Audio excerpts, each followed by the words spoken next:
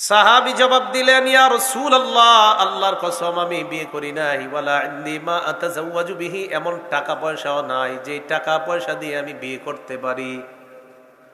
প্রথম জবাব হলো আমি বিয়ে করি নাই, আর দ্বিতীয় কথা হুজুর বিয়ে করার টাকাও নাই। নবীজি বললেন, আলাইসা মাকা কুল হুয়াল্লাহু আহাদ, তোমার কাছে কি কুল হুয়াল্লাহু আহাদ এই সূরাটা নাই? ক্বালা বালা ইয়া রাসূলুল্লাহ, জি হুজুর আমার কাছে সূরা ইখলাস আছে, কুল হুয়াল্লাহ সূরা আমার মুখস্থ। ফাকালা সুলুসুল কুরআন, তাহলে তো কোরআনের 3 ভাগের 1 ভাগ তোমার কাছে আছে। আলাইসা মাকা কুল ইয়া আইয়ুহাল কাফিরুন, তোমার সাথে কি সূরা কাফিরুন নাই? কুল ইয়া আইয়ুহাল কাফিরুন সূরাটা কি তোমার কাছে নাই? ক্বালা বালা ইয়া রাসূলুল্লাহ, তিনি জবাব দিলেন, জি হুজুর এই সূরাটা আমার মুখস্থ। নবীজি বললেন, রুবুল কুরআন, তাহলে তো কোরআনের 4 ভাগের 1 ভাগ তোমার কাছে আছে। আলাইসা মাকা ইযা জাআ নাসরুল্লাহি ওয়াল ফাত, তোমার কাছে কি সূরাতুন নাসর নাই? ইযা জাআ নাসরুল্লাহি ওয়াল ফাত, এই সূরাটা কি নাই? ক্বালা বালা ইয়া রাসূলুল্লাহ, জি হুজুর আছে। নবীজি বললেন, রুবুল কুরআন, তাহলে তো তোমার কাছে কোরআনের 4 ভাগের 1 ভাগ আছে। এর উদ্দেশ্য হলো একবার সূরা নাসর পাঠ করা, কোরআনের 4 ভাগের 1 ভাগ পড়ার সওয়াব পাওয়া যায়। এরপর নবী বললেন, আলাইসা মাকা ইযা জুলজিলাতিল আরদ, তোমার কাছে কি সূরা জিলজাল আছে? ইযা জুলজিলাতিল আরদু, এই সূরাটা মুখস্থ আছে কিনা? ক্বালা বালা ইয়া রাসূলুল্লাহ, এই সূরাটাও আমার মুখস্থ। নবী বললেন, এটাও রুবুল কুরআন, কোরআনের 4 ভাগের 1 ভাগ, একবার যদি এটা পড়ো কোরআনের 4 ভাগের 1 ভাগের সওয়াব পেয়ে যাইবা। এই হাদিস থেকে জানলাম সূরা জিলজাল কোরআনের 4 ভাগের 1 ভাগ। তিরমিজি শরীফের 2893 নম্বর হাদিসের বর্ণনা। এই হাদিসের বর্ণনাকারীও আনাস ইবনে মালিক রাদিয়াল্লাহু তাআলা। عن أنس بن مالك رضي الله تعالى عنه قال قال رسول الله صلى الله عليه وسلم, নবীজি বলেন, মান ক্বারাআ কুল হুয়াল্লাহু আহাদ, যেই ব্যক্তি কুল হুয়াল্লাহু আহাদ এই সূরাটা পড়বে, উদিলাত লাহু বিসুলুসিল কুরআন, তার আমলনামায় কোরআনের 3 ভাগের 1 ভাগের সওয়াব লিপিবদ্ধ করে দেওয়া হবে। ওয়া মান ক্বারাআ ইযা জুলজিলাতিল আরদু জিলজালাহা, কেউ যদি সূরা জিলজাল ইযা জুলজিলাতিল আরদু এই সূরাটা একবার পাঠ করে, উদিলাত লাহু বিনিসফিল কুরআন, অর্ধেক কোরআন পড়ার সওয়াব আল্লাহ তাকে দিয়ে দিবেন। আগের হাদিসে জানলাম 4 ভাগের 1 ভাগ, এখানে জানলাম অর্ধেক। বাকি ওই হাদিসের চেয়ে এটার মজবুত, এটার সনদ মজবুত বেশি। অর্ধেক সওয়াব যেটা, ওটার চেয়ে এটার সনদটা বেশি মজবুত। তাহলে যাই হোক, 4 ভাগের 1 ভাগও তো কম না, আর অর্ধেক হলো আরো বেশি। তাহলে এইভাবে এই সূরার ফজিলত বললেন। তো যাই হোক, ওই যেই সূরার মধ্যে নবীজি তখন প্রশ্ন করলেন যে তোমার কাছে কুল হুয়াল্লাহ আছে, জিলজাল আছে, কুল ইয়া আইয়ুহাল কাফিরুন আছে, এরপরে ইজা জা নাসরুল্লাহ আছে, তাজাওয়াজ তাজাওয়াজ, আরে তোমার কাছে এত সূরা থাকতে তুমি আবার টাকার কি টেনশন করো? এইগুলাই তো আছে, বিয়ে করো বিয়ে করো।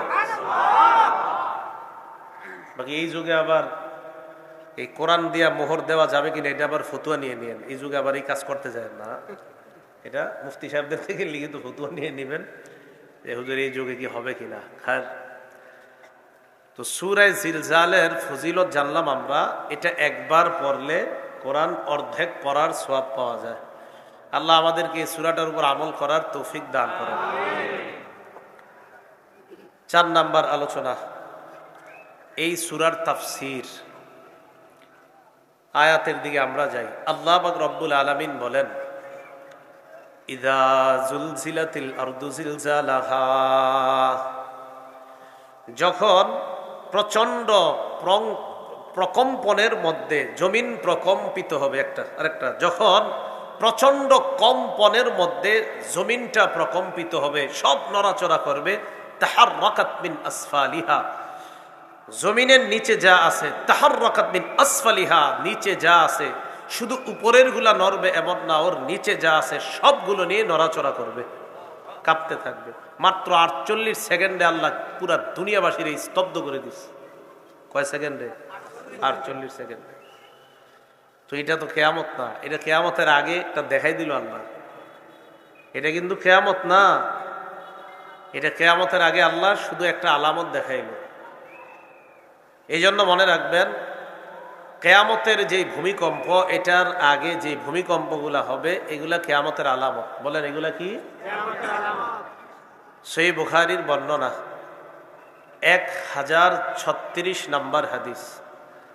عن أبي هريرة رضي الله تعالى عنه قال قال رسول الله صلى الله عليه وسلم নবীজি বলেন লা তাকুমুস সাআহ হাত্তা ইউকবাযাল ইলম। নবীজি বলেন কিয়ামত সংগঠিত হবে না যতক্ষণ ইলম উঠিয়ে নেওয়া না হয়, ইলম না উঠানো পর্যন্ত কিয়ামত সংগঠিত হবে না। কিয়ামতের আগে ইলম উঠিয়ে নেওয়া হবে, কিয়ামতের আগে ইলম উঠিয়ে নেওয়া হবে। রাসূলুল্লাহ সাল্লাল্লাহু আলাইহি সাল্লাম সহিহ বুখারীর 100 নম্বর হাদিসের মধ্যে নবীজি বলেন, ইন্নাল্লাহা লা ইয়াকবিজুল ইলমা ইনতিজাআন ইয়ানতাজিউহু মিনাল ইবাদ। নবীজি বলেন, আল্লাহ আলেমদের সিনা থেকে এইভাবে ছৌ মেরে বিদ্যা উঠিয়ে নিবে এমনটা হবে না, আল্লাহ টেনে বিদ্যা নিয়ে নিবে এমনটা হবে না। ওয়ালাকিন ইয়াকবিজুল ইলমা বিকবজিল উলামা, আল্লাহ আলেমদেরকে উঠিয়ে নেওয়ার মাধ্যমে এলেম দুনিয়া থেকে উঠিয়ে নিবেন। আলেমরা বিদায় নিবে, এই আলেমদের সাথে এলেম দুনিয়া থেকে উঠে যাবে। তাহলে আলেমরা বিদায় নিবে, তাদের সাথে এলেম দুনিয়া থেকে উঠে যাবে। এমন একটা পরিস্থিতি সৃষ্টি হবে, হাত্তা ইযা লাম ইউবকি আলিমা, মানুষ যখন আলেমার তালাশ করে পাবে না, ইত্তাখাযান নাসু রুউসান জুহালা, মানুষ জাহেলদেরকে ধর্মীয় নেতা বানাবে। ফাস্তাফতাউ ফাফতাউ বিগাইরি ইলমিন, মানুষ ওই জাহেলদের কাছে ফতোয়া জিজ্ঞাসা করবে। জাহেলরা বিদ্যা ছাড়া ফতোয়া দিয়ে দিবে। ফতোয়া দেওয়ার পর ফাদাল্লু ওয়া আদাল্লু, নিজেরাও পথভ্রষ্ট হবে, যাদেরকে ফতোয়া দিবে তাদেরকেও পথভ্রষ্ট করবে। যেমন লিখে পাঠাবেন যে নারীরা কি অপবিত্র অবস্থা, অর্থাৎ তাদের যে অসুস্থতা অবস্থায় কোরআন পড়তে পারবে কিনা, মনে করেন মেয়েরা দিবে, হ্যাঁ পারবে, দিয়ে দিল, হ্যাঁ দিয়ে দিল। অথচ আছে হাদিসের মধ্যে আল হাইজ ওয়াল জুনুবু লা ইয়াকরাউনাল কুরআন, যাদের উপর গোসল ফরজ আর যে সমস্ত নারীরা অসুস্থ হবে তারা কোরআন পড়তে পারবে না, তো এই বলে দিল আর কি পড়তে পারবে। এরকম বিদ্যা ছাড়া ফতোয়া দিয়ে দিবে, এমন একটা অবস্থা সৃষ্টি হবে। আল্লাহ আমাদেরকে বুঝার তৌফিক দান করেন। রাসূলুল্লাহ সাল্লাল্লাহু আলাইহি সাল্লাম বলছেন, লা তাকুমুস সাআ হাত্তা ইউকবাযাল ইলম, কিয়ামত হবে না ইলম না উঠিয়ে নেওয়া পর্যন্ত। এরপর নবী বলেন, ওয়াতাকসুরাজ জালাজিল, কিয়ামতের আগে অনেকগুলা ভূমিকম্প হবে, একটা না অনেকগুলা ভূমিকম্প হবে। বলেন একটা না অনেকগুলা? সে অনেকগুলার মধ্যে যে আমাদের বাংলাদেশে হবে না ব্যাপারটা কিন্তু এমন না, অনেকগুলা হবে। ওয়াতাকসুরাল ফিতান, ফিতনা হবে অনেকগুলো, একের পর এক ফিতনা আসতেই থাকবে। ওয়ায়াকসুরাল হারজু, খুন খারাপি বাড়তেই থাকবে। বলেন এগুলা কি বাড়ছে না কমছে? হাত্তা ইয়াকসুরা ফীকুমুল মাল ফায়াফিদা, তোমাদের এত সম্পদ হবে, সম্পদ হইতে হইতে সম্পদ উপচে পড়বে, এরপরেও বলবা আরো লাগবে। সম্পদ হইতে হইতে উপচে পড়বে। তাহলে কিয়ামত হবে না, এর মধ্যে একটা জানলাম, তাকসুরাজ জালাজিল, ভূমিকম্প অনেকগুলা হবে, ভূমিকম্প অনেকগুলা হবে। তো আমরা ভূমিকম্প জানলাম, এক নাম্বার ভূমিকম্প কিয়ামতের আলামত। তাহলে আসল ভূমিকম্প যেটা হবে তো কিয়ামত হয়ে যাবে যখন ওইটা হবে, আর এটা আলামত। তাহলে তুরস্কে যেটা হয়েছে এটা কি কিয়ামতের আলামত। দুই নাম্বার, ভূমিকম্প হওয়ার অন্যতম একটা কারণ আদম সন্তানের পাপ বেড়ে যাওয়া। কি বেড়ে যাওয়া? পাপ বেড়ে যাওয়া ভূমিকম্পের একটা কারণ। পাপ যত বাড়বে ভূমিকম্প তত বাড়বে। ইবনে মাজাহ 4020 নম্বর হাদিসের বর্ণনা। عن أبي مالك الأشعري رضي الله تعالى عنه قال قال رسول الله صلى الله عليه وسلم আবু মালিক আশআরী রাদিয়াল্লাহু তাআলা আনহুর বর্ণনা, আল্লাহর রাসূল বলেন, লা ইয়াশরাবান্না নাসুম মিন উম্মতি আল খামরা, আমার উম্মতের একদল মানুষ মদ পান করবে, ইউসাম্মুনাহা বিগাইরি ইসমিহা, এরা মদ পান করবে অন্য নাম দিয়ে, নাম পরিবর্তন করে মদ পান করবে, নাম দিবে এক এক নাম দিবে, আর মদ খাবে বিভিন্ন নাম দিবে। নেশা জাতীয় দ্রব্যের অনেক নাম দিবে, কানাডা ড্রাই, মাস্তুদ, আরো অনেক কিছু নাম দিবে, এই সেই। তো নাম দিয়ে তারা এগুলা পান করবে। নবীজি বলেন, মাতাল অবস্থায় ইউযাফু আলা রুউসিহিম বিল কাইনাতি ওয়াল মুগান্নিয়াত, এরা মাতাল অবস্থায় থাকবে, তাদের সামনে ঢোল তবলা বাজনা চলবে আর নর্তকীরা নাচানাচি করতে থাকবে। রাসূল বলছে এমন একটা অবস্থা হবে। কবে হবে বলেন তো? আরো ভবিষ্যৎ প্রজন্ম অপেক্ষা করবে হওয়ার, না চলছে? চলছে। রাসূল বলেন, আমার উম্মতের একদল মদ পান করবে অন্য নাম দিয়ে। যখন অন্য নাম দিয়ে মদ পান করবে, তখন তাদের সামনে মাতাল অবস্থায় নর্তকীরা নাচানাচি করবে, নাচের তালে তালে এরা মদ খাবে, আর নায়িকা গায়িকারা নাচবে, আর মাদকের ভয়াবহতা এরকম রূপ ধারণ করবে, যেটা আগামী 14 ফেব্রুয়ারিও আমাদের দেশেও হবে। লজ্জা শরম যাদের আছে তারা এই 14 ফেব্রুয়ারি পালন করবে না। যদি লজ্জা শরম না থাকে, ভূমিকম্প থেকে যদি শিক্ষা না নেয়, তাহলে কি করা? পাপ বাড়বে, ভূমিকম্প আসবে। পরে রাসূল কি বলে দেখেন,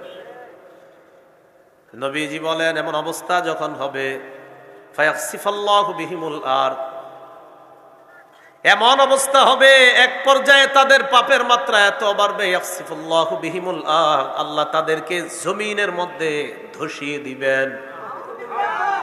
ধসাইছেন জমিনে, জমিনে ধসিয়ে দিবেন, চোখের পানি রাখতে পারবে না। কি দৃশ্য! যখন এই দৃশ্যগুলা দেখি আমার অনেক কিছু বলতে মন চায়, জানি বললে অনেক ট্যাগ লাগবে আমার গায়ে, তাই বলি না।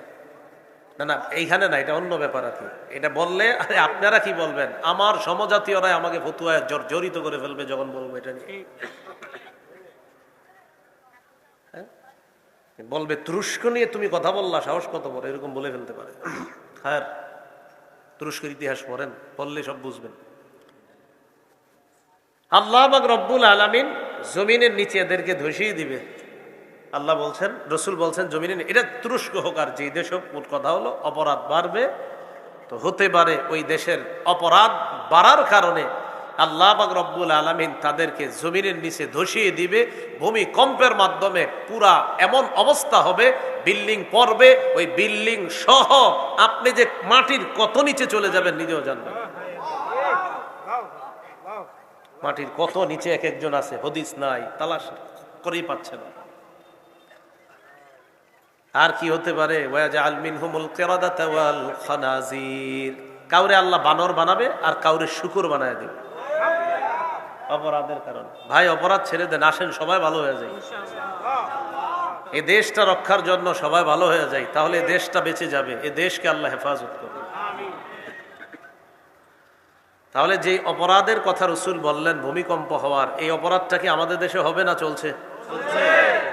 এই জন্য ভাই উচিত আপনি আপনার বন্ধুকে দাওয়াত দেন যে দেখো 14 ফেব্রুয়ারিকে কেন্দ্র করে এমন অপরাধ করবা না যে অপরাধে আল্লাহ তোমার উপর নারাজ হয়ে আমাদের দেশের নিরপরাধ মানুষগুলোকে আল্লাহ ভূমিকম্প দেয়। এই জাতীয় অপরাধ তোমরা করবা না, তোমাদের কারণে নিরপরাধ মানুষগুলা যেন ভূমিকম্পের নিচে না পড়ে।